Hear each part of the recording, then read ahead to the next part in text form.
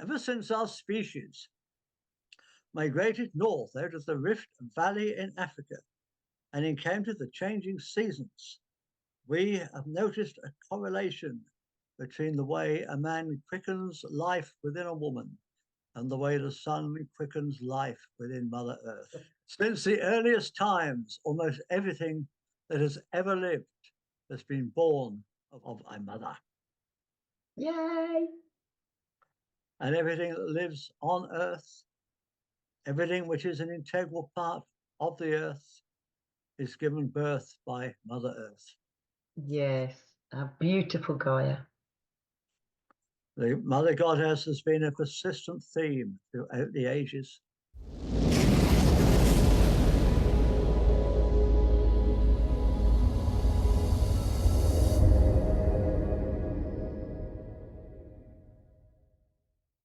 Welcome to another exciting episode of Love Not Fear. I'm Jack Cox, author of Love Not Fear, and I'm with my gorgeous co-host Annie Day, who's written two scrumptious books.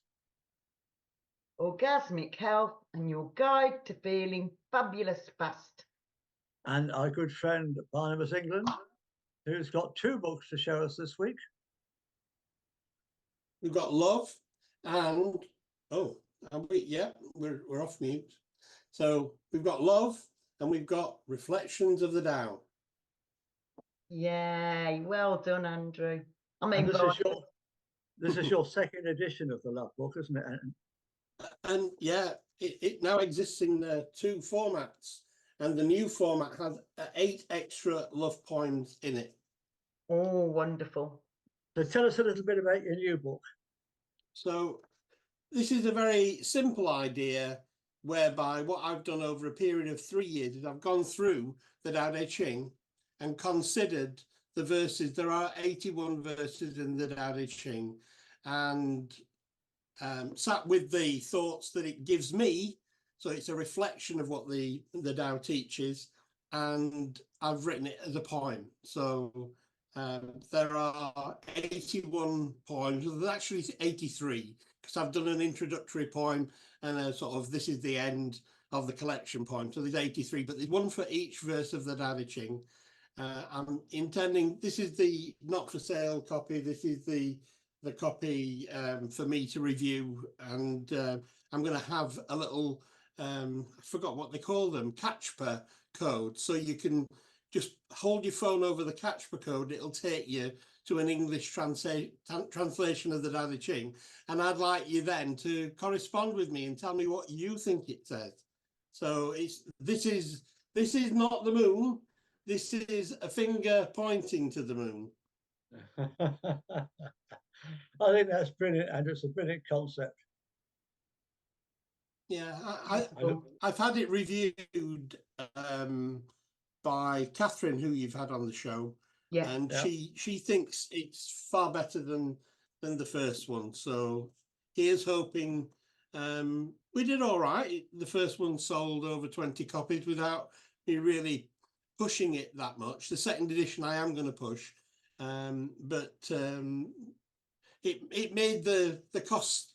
It doesn't owe me anything, and I'm hoping that this will point people in the direction of ancient wisdom that they've probably not considered before. Brilliant. Look forward to reading it. The earliest civilization of which we are aware, the Sumerians, revered the Mother Goddess in the form of Nihursag, wife of Enki. She is a nurturing fertility goddess who, with Enki, created mankind. Her name is sometimes known as Damgadnua or Ninmah. The Egyptians have Isis and Hathor. The triple goddess is another recurring theme. The maiden, the mother, and the crone. The Greeks have the young Persephone, the mother Demeter, and the crone or grandmother figure Hecate. So Persephone, we've talked about this before.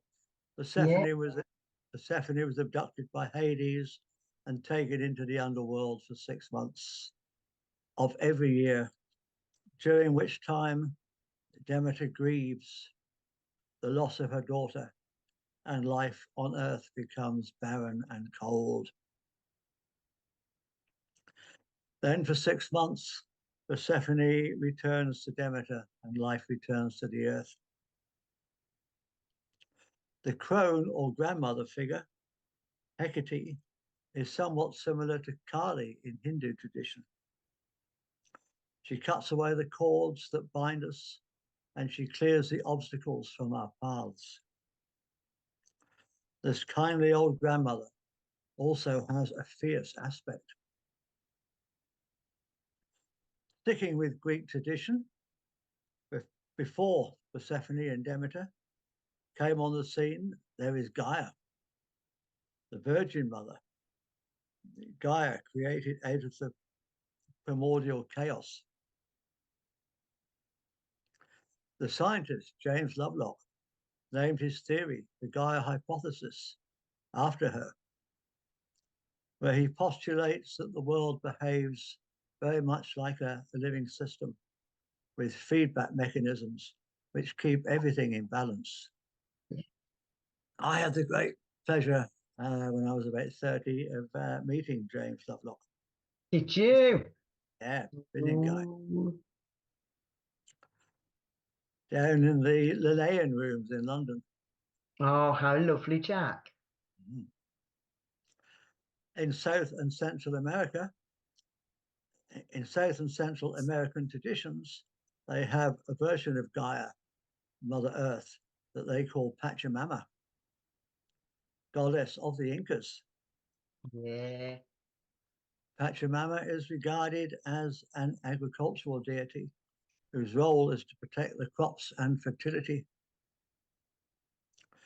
It's customary in the Andes, when drinking chicha, an alcoholic drink made of maize, sugar cane, and pineapple, to pour a small portion on the ground as a libation to Pachamama. Yeah.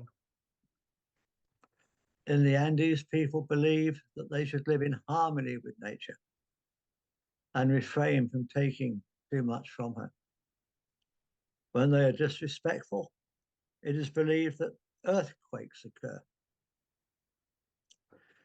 To ensure that they are looked upon favorably, the people of the Andes regularly make offerings to the goddess. Shrines honoring the goddess are made of tree trunks and stones. Reverence for Pachamama, along with other traditional religious practices, are undergoing a revival in modern Bolivia and Peru.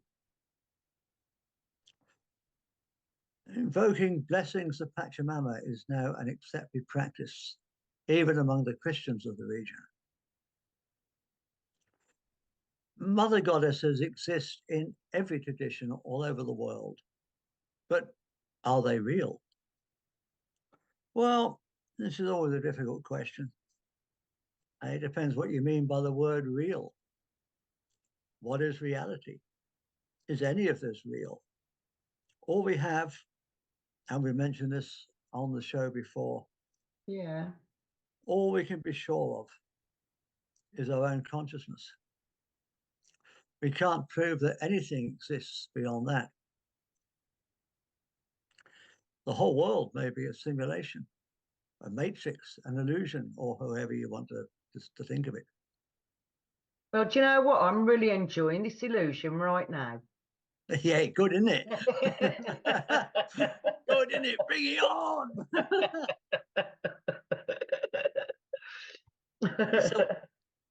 So what are the gods and goddesses?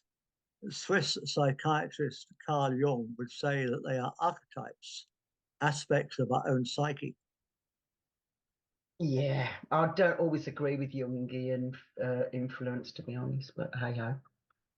But then we could also answer that everything, even one another, are just aspects of our own psyche. Yeah. There is no separation, as we keep saying. We've mentioned this in many of our shows, so I'm not going to go deeply into it here. You'll be glad to hear.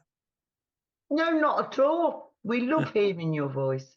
Yeah, we do. Others claim that the world is real and may exist in many different layers, many different levels, many different dimensions, Yeah, absolutely. many different vibrations. The word dimensions is often used not in a scientific sense, but to mean different levels of existence. Yeah. And they argue that these beings actually exist on the higher planes. Others will say that the gods and goddesses do exist now because we have created them as thought forms by believing in them. We've also speculated before that perhaps all the god and goddesses are not the same. Not all the god and goddesses are the same.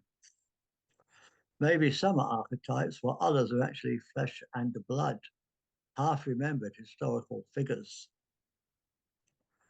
We've talked on this show before about panspermia, the idea that space visitors may have had a hand in the shaping of our DNA. If this is true, then Ninhursag, along with many of the other names that have come down to us through the ages, may well have been members of the Anunnaki, known to the Greeks as the Titans and known to the Hebrews as the Elohim, the powerful ones.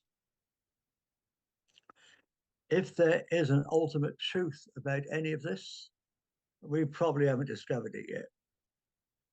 All we can do is speculate. I will simply say that whatever you choose to believe will be true for you. Yeah. Now, Annie will take us a closer look at some of the mother goddesses. Over to you, Annie. So almost every ancient civilization had one form of a mother goddess or the other. Oftentimes, many of those mother goddesses played a crucial role in their respective pantheons.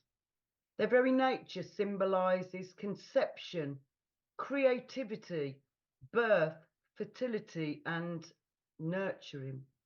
With such universal maternal symbols, mother goddesses existed in every civilization and era. Throughout human history, mother goddesses were revered for being the source of vitality, with some personifying the cycle of decay and growth. The latter explains why and how some mother goddesses were seen as the moon or spirits of the moon, or in the case of ancient Egyptian goddess Nephis. Take the case of Isis, the ancient Egyptian goddess and mother of the falcon-headed god Horus, who, according to the myth, used her magical powers to bring her husband Osiris back from the dead. Then there is Brigid, a Celtic goddess of childbirth and women, who was believed to protect and nourish the home. From Norse culture to the ancient Roman society, the following are 13 of the most famous mother goddesses from around the world. So I would make number 14, as I am a grandmother and a mother goddess. So there you go, you've got 14 for the price of 13. Hold that thought, Annie. Gaia. Not only is Gaia a mother goddess, but she's also the earth mother in Greek mythology. Revered in ancient Greek religion as the goddess of the earth, Gaia was a primordial deity from whom all life on earth emerged, with her husband and son Uranus, the sky god. Gaia brought forth the Greek Titans, the Cyclops, the one-eyed giants, the Hekatoncheires, the giants with 50 heads and 100 arms. Isis, the Egyptian goddess of childbirth, mothers, and magic, depicted as a winged goddess with the throne of Egypt literally on top of her head. Egyptian goddesses, especially Isis, were undoubtedly the most powerful and most worshipped of all the goddesses. Her influence and reverence spanned for more than 5,000 years. Isis's role in the Egyptian pantheon was crucial, as she was the one who brought her husband Osiris back from the dead. As a matter of fact, the mummification practice in ancient Egypt hinges on this very action of Isis.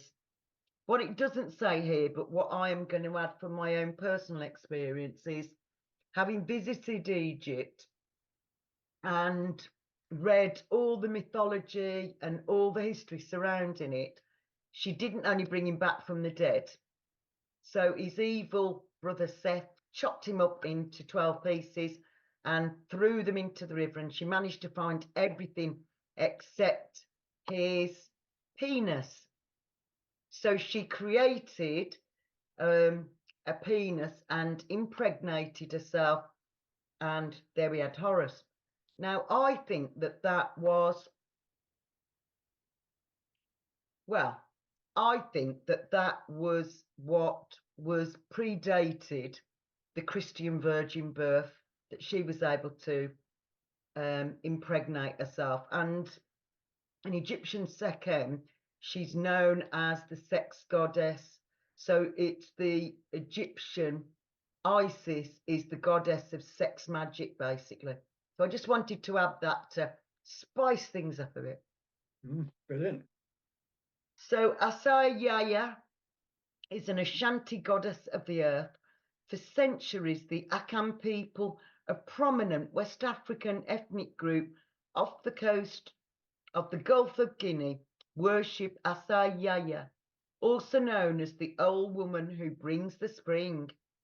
This mother goddess was so powerful that she was revered as the consort of Nyame, the sky god and creator of the universe. Asayaya is the mother of many gods and goddesses in the Ankan pantheon, including Tano, who is responsible for storms and rivers. Through libations, sacrifices, and religious dance, the Akan people believed they could call upon the blessings of Asayaya. Thursday is recognised as the day of her birth. It was a long-held tradition for people in that region to rest on Thursdays in honour of Asayaya. I really like that name. It sounds, I don't know, it sounds joyful, doesn't it? It does, doesn't it? rolls off the tongue.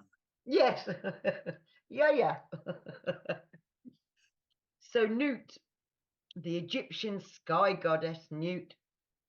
Ancient Egyptian goddess Nut was revered as the mother of major Egyptian gods, including Osiris, Isis, Seth, and Nephis. She brought forth those children with her husband or brother Geb, the earth god. Nut is considered an important member of the Ennead, a group of 9 acclaimed ancient Egyptian gods and goddesses. Those 9 gods were Atum, Tefnut, Sjoo, Geb, Nut, Osiris, Isis, Seth, and Nephis.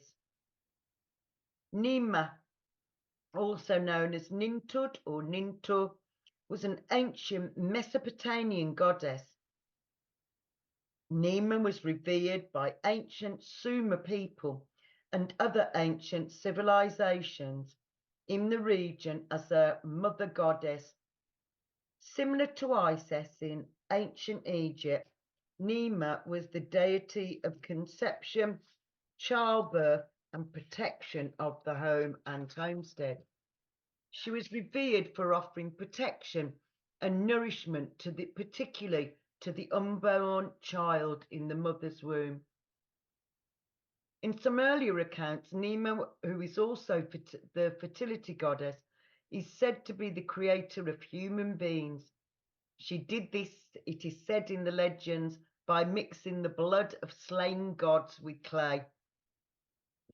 I don't know if I like the sound of that, but you know, it's one theory. Nema's standing in the ancient Mesopotamian pantheon was at an all-time high in the 3rd and 2nd millennia BCE. She was given almost the same reverence as the major gods like Enlil and Enki, which you've already spoken about, Jack, both of whom were often regarded as her consorts. However, with the passage of time, female deities like Ishtar, the goddess of war and love, and Gula, the goddess of healing, became more prominent among ancient Mesopotamians. Durga, or Parvati, is the Hindu mother goddess. Durga, known as Parvati, slays the buffalo demon Mahisha.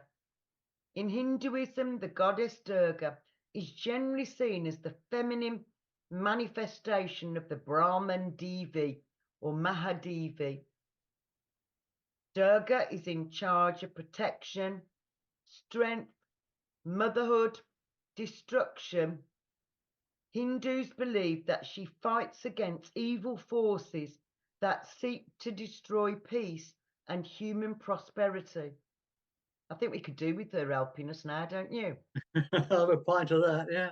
Please come forward, Durga. Although she is described as being extremely beautiful and elegant, Durga is known for having a fiery, fierce, and terrifying temper. This explains why she is oftentimes depicted with a lion or a tiger by her side. One of her greatest accomplishments came when she defeated the ferocious demon Mahisarura. Then we have Frigg, who is the Norse goddess of fertility and marriage. She is the wife of Odin, the all-powerful god and leader of the Aesir gods in Norse mythology. Associated with prophecy and magic, Frigg often used her wisdom and her soft-spoken stance to promote peace among all the Norse gods.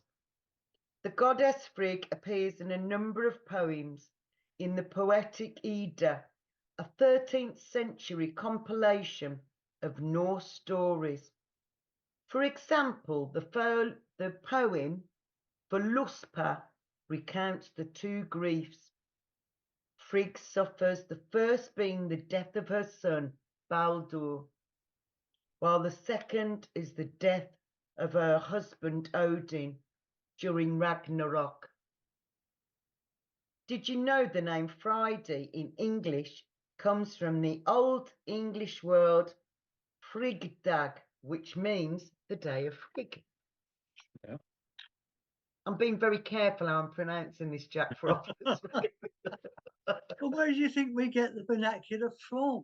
Exactly. You know. Another frigging day.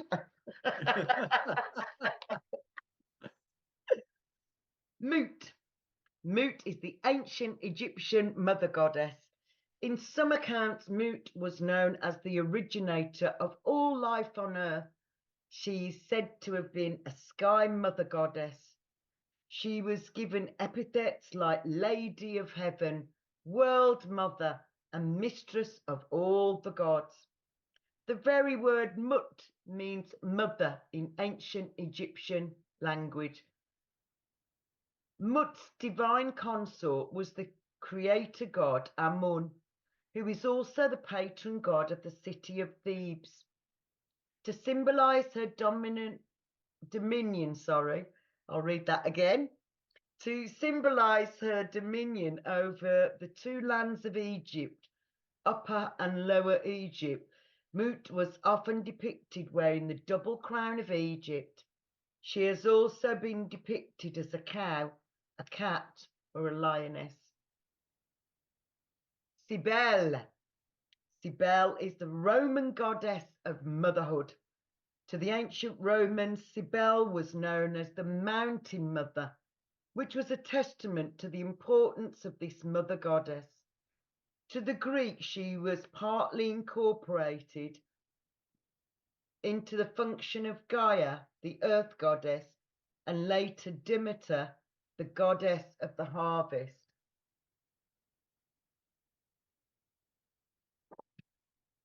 Also called Magna Mater, or Great Mother in Rome. Cybele's worship was widespread, especially during the Second Punic War, which was from 218 to 201 BCE. The Romans believed that Cybele had a hand in their victory over their arch rivals, the Carthage Empire. Bast.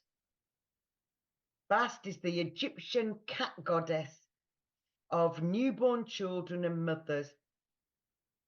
Cat goddess Bast or Bastet is the deity in charge of not just pregnancies and fertility, but also music, ointments, healing and warfare. She's got a fair few skills, clearly. A lady of many talents. Absolutely. It's got to be done, hasn't it? Seen as the daughter of the sun god Ra, Bastet revered for the protection she gives to mothers and newborn children. As a result, it was not uncommon for Egyptians to erect shrines in their homes in honor of Bast, also known as the Lady of Dread or the Lady of Slaughter. Like so many of our goddesses, they were able to get rid of any negativity and anything that no longer served us, and then fill us up with this beautiful amphora of unconditional love. Yemaha. Yemaha is the Yoruba goddess of the ocean. I'm particularly fond of her for reasons that we probably don't need to explain, basically. She is revered as the mother of all, as she is the mother of many deities in the Yoruba pantheon. We've seen your collection of seashells, haven't we, before? You have, yes. I'm definitely a mer fairy, I'd say. I'm definitely a mermaid.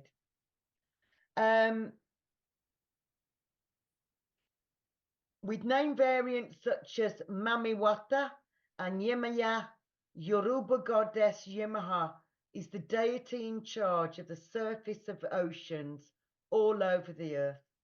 According to the myth, Yemaha's powerful presence is what keeps the earth from whittling and dying. Yemaha is considered as one of the oldest children of Oludumare, the supreme being and creator of the universe.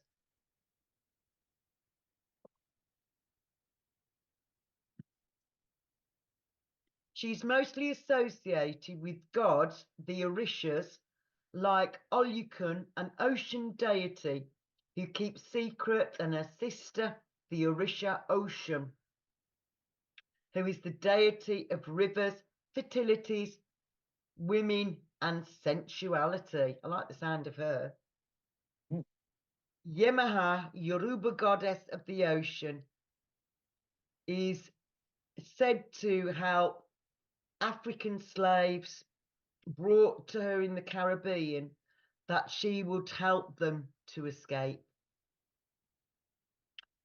She is also associated with the Virgin Mary, the mother of Jesus, and although she is often depicted as a mermaid, she can take different forms. That's handy, isn't it?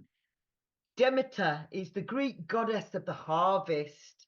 In the Greek pantheon, Demeter is most famous for being the goddess of harvest, fertility, and sacred law. So ancient Greeks believed that her disappearance resulted in death and famine across the land. Thus, when she was not occupied looking for her missing daughter, the world was bountiful.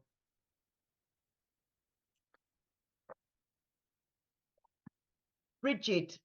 In Old Irish, the name Brigid, who we've talked about previously on our show, haven't we, Jack?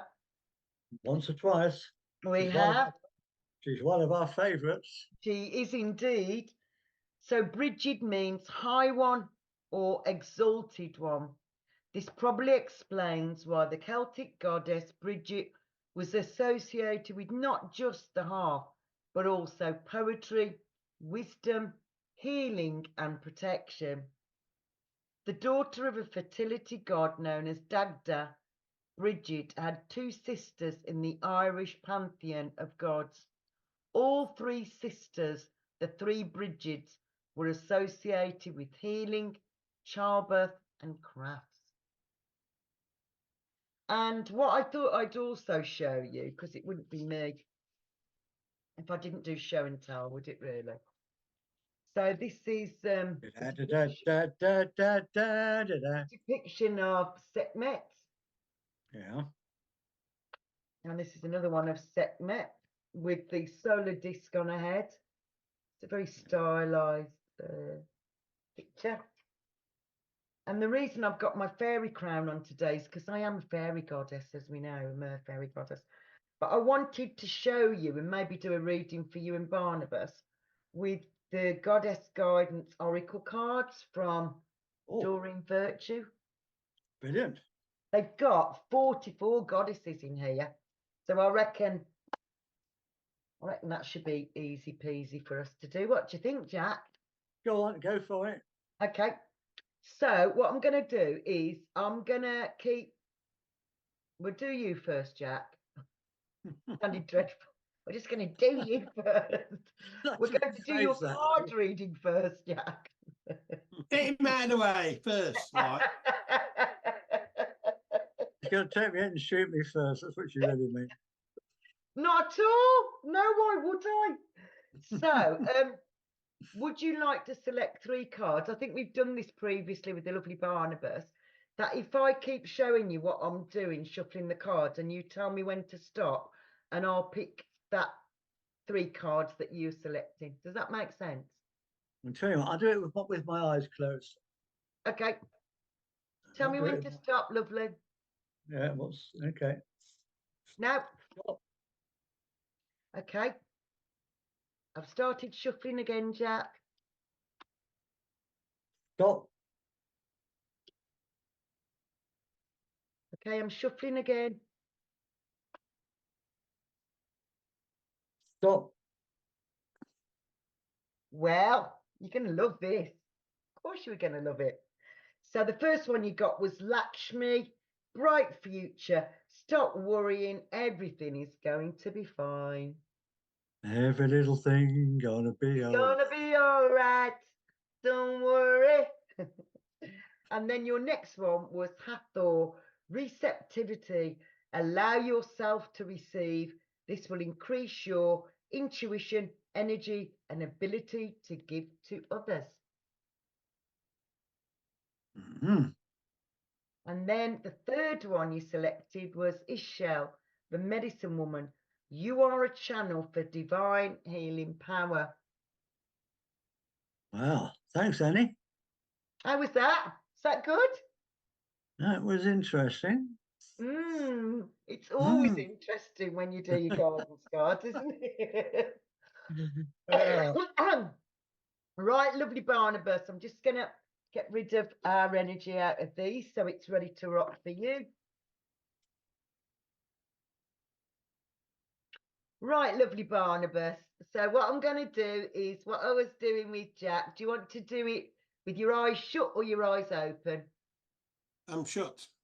Oh, you're shut. Okay, carry on being shut then. I'll tell you when I've started then. So I've started shuffling now, darling. Stop. Okay, I've started shuffling again. Stop. Started shuffling again, darling. Stop. Oh, lovely, lovely, lovely. You're going to love these, Barnabas. Woohoo.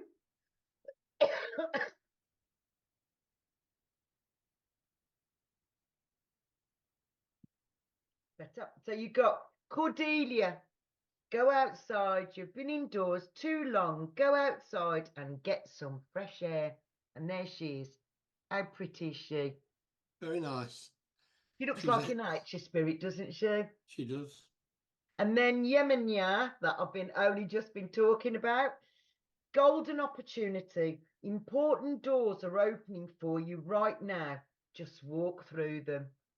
There you go, darling. Yemenya. That's how I spelled it, yeah. Yeah, Yemenya. And then the last one you selected was Nematona, sacred space. Create an altar or visit a power place to connect with the divine. And this was your card. Nematona. Yeah, that's how I spelled it. Perfect. What do you think Right, of that? thank you Was very that good? much. Well, yeah. Well, Go yeah, outside. Come outside. Come outside. There's a lovely moon out there. I remember Yeah. it well. They are great cards, and no doubt all of them being goddesses. You're onto a good thing, aren't you? Yeah. You know, even the one who was going to what did you say? There was one that was destruction, slaughter, Bastet, was it? Or Yeah. Bath, yeah, Lady of Dread or Slaughter. But she was going to get rid of all the bad guys, so we could all get back into a lovely place of Yeah, exactly. coexisting with the good guys. Perfect. Thank you, Annie. Thank you very much. My pleasure. My pleasure. And thank you to right. the lovely Jack as well for doing the lovely editing. Ain't done it yet. No, you will. You will. You'll do a great job of editing it, won't you? Because you I always think do. I think I Thank really you in messed up. anticipation for all of your help. Indeed. Indeed. Exactly that, Barnabas. I've made myself a big job this week, but never mind. I shall get it sorted. Have you? Mm. Well, I thought because I'd sent you the email with all the ridiculously difficult names of gods and goddesses, it might be a little bit more helpful than me not having done that. So that Thank was you, my Annie. cunning plan. Right, we haven't heard from you much, Barnabas. Have you got anything much to say? So yeah, Mother's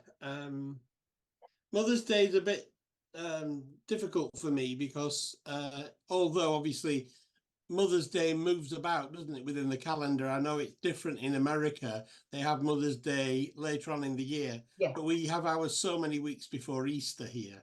But it was on Mother's Day, which was the 5th of March. My mum, I'd collected her from Bradford on the Friday night. She was here for the weekend. And after evening meal, she, well, it was sort of late lunch, early evening meal. She went upstairs and had a massive heart attack and died. So Mother's Day is the day that I remember 19 years ago that my mum decided to follow my dad 3 months later after he'd gone and join him. So it's quite a strange feeling. Everybody's saying, "Oh, bring your mum out for." I'm getting all these adverts, and emails. Come and bring your mum out for a meal. I thought I'd love to. She loved going out for food, and when she was 70, we were going to give her £70 and let her decide what she wanted to do with it. But in the end, we got her £70 coins. And through this celebratory meal, we went out for this meal. The grandchildren and myself and Anne and Anne's mum and dad kept going up to her and shaking hands with her. There was a £1 coin inside the handshake. And so she ended up with the, well, they weren't supposed to, Anne's mum and dad. We had £70 coins, and it was going to be the family, her son, daughter, 2 sons, daughter, and grandchildren. But then he saw what was happening. He started shaking her hand in Anne's dad, and then the staff found out. So I think she ended up with about 85 quid. Oh, beautiful. Yeah. That So is yeah, brilliant, there's all kinds of memories of mother, of course, and I do think that maybe there is something missing in my life since I know there is, since the connection that you have with your mum is something completely different to every other relationship that you will have in your life. And I was listening to something today, and he said that, you know, a lot of girls try to marry their father, but he's not your father. And the number of times the lady in your life might say, I'm not your mother, and she's not. You know, there is no replacement. There is only one. And I remember my my neighbour, Chris, his mum wasn't a very good mum. She really didn't do a very good job of parenting or living, really. yeah. And I heard that she'd died, and I said to him, I said, I'm really sorry to hear about your mum. And he said to me, well, she wasn't very good to me. I said, I know, Chris, but you only get one mum, and I'm sorry that she's gone. So it was like the last time I ever spoke to Chris. But anyway, yeah. So mum, it's like a beautiful feeling, a lovely connection that we had, me and my mum. But she's gone, and I know that there are many other people, some a lot younger, lost their mums. I think I was 47 when she died.